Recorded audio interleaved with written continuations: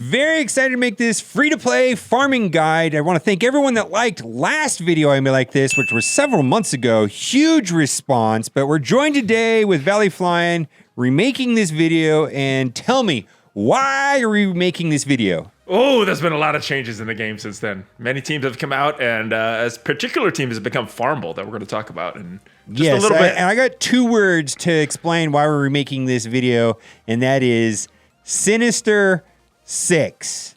Exactly. Yeah, That's exactly. okay, and I just want to say that traditionally the recommendation that both of us make to newer players is farm defenders and get your defenders up and running.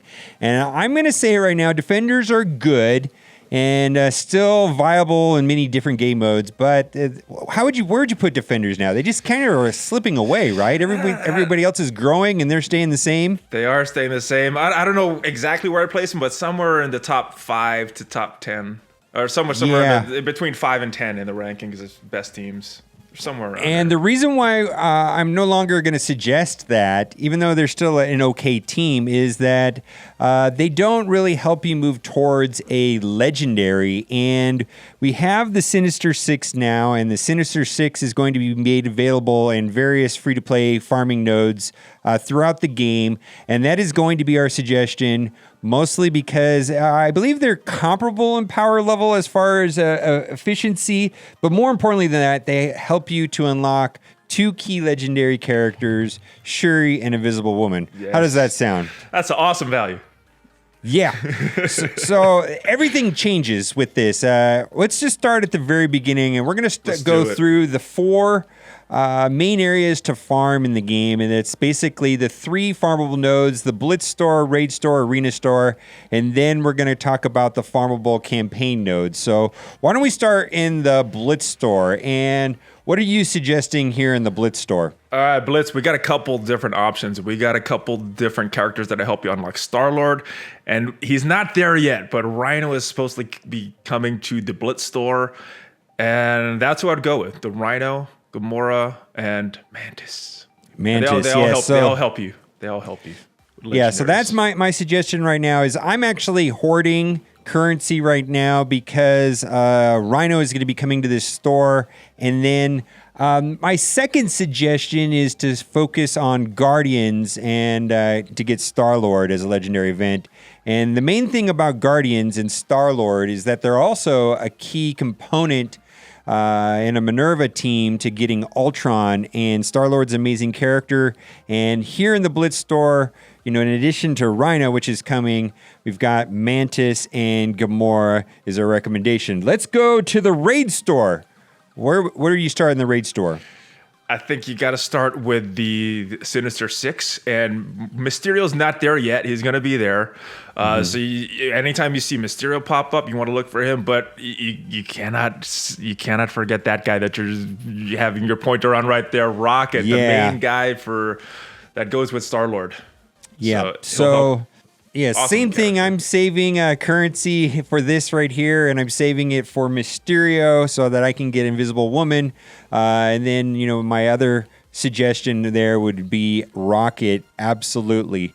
Next, we're going to go to the Arena Store, which is quite abundant in materials, kind of one of the easier places to farm.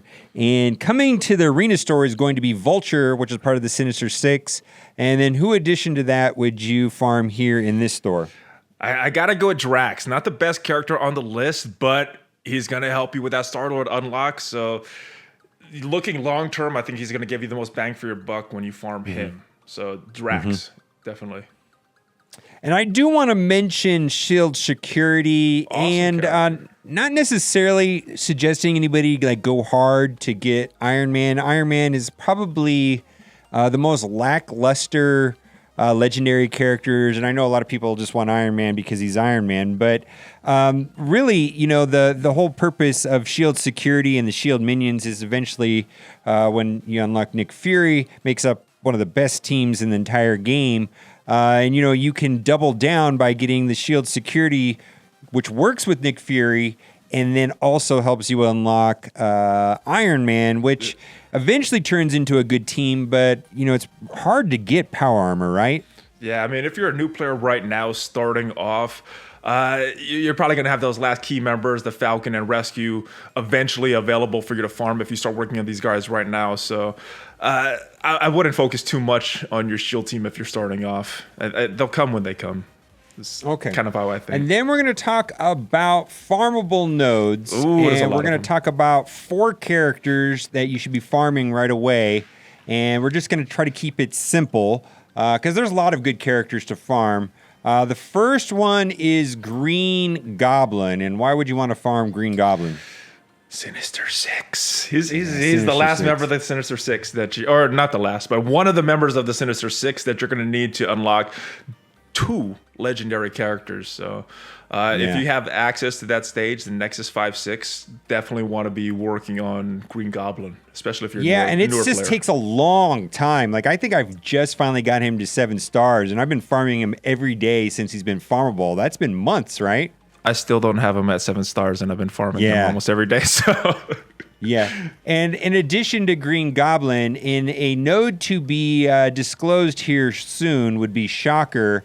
And do you think they're going to put him in a really hard node? I mean, I don't know where they're going to put him, but as soon as he's farmable, that's the character that I'm going to have to scramble myself to get Invisible Woman.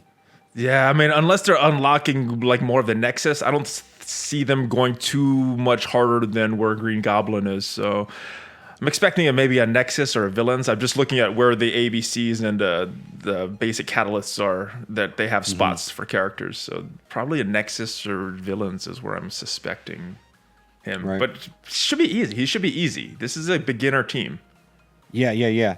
And then we'll keep going with the Guardians theme, which is suggesting run, don't walk to get the Guardians because you want to be able to get Star-Lord.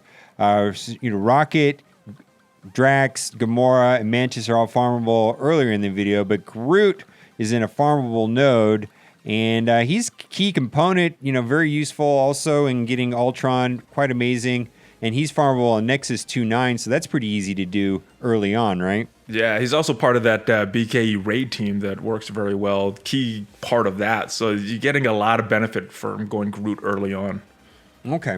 And we're going to do one extra character, like a bonus round character. And it's just because I think everybody should do this right away. And that has to do with hero brawlers. And we're talking, of course, about Ms. Marvel. And how do you use Ms. Marvel? Obviously, the hero brawler team. I have Captain Marvel also in that team, Gamora, and Deadpool. And who was the last one that I can't think of? There's somebody else, but those definitely you got to use her in hero brawler. She doesn't really have a fit outside of that or defenders. Yeah, but right when you start the game and early on, you're gonna get random characters out of mega orbs or things like that, and there's a high chance that you're gonna have at least 5 hero brawlers. And my suggestion is to go hard on Ms. Marvel and start farming her right away.